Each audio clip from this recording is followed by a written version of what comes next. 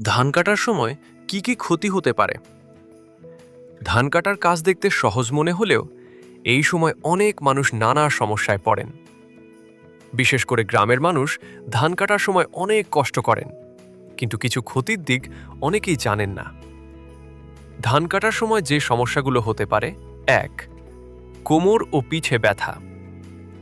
অনেকক্ষণ ঝুঁকে কাজ করার কারণে কোমর ও পিঠে তীব্র ব্যথা হতে পারে। ২. হাতে কেটে যাওয়া। কাঁচি বা ধারালো যন্ত্রের কারণে হাতে কেটে যাওয়ার ঝুঁকি থাকে।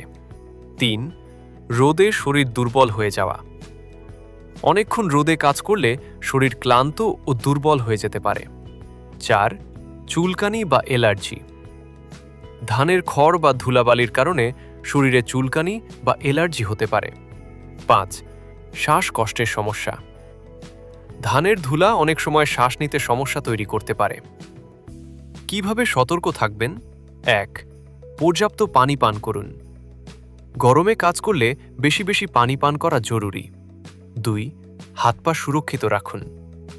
গ্লাভস বা কাপড় ব্যবহার করলে কেটে যাওয়ার ঝুঁকি কমে। ৩. মাঝে মাঝে বিশ্রাম নিন। একটানা কাজ না করে কিছু সময় বিশ্রাম নিন।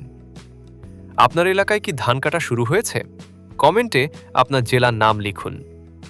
ভিডিওটা হেল্পফুল মনে হলে লাইক দিন আর কৃষকদের জন্য শেয়ার করুন। ধন্যবাদ।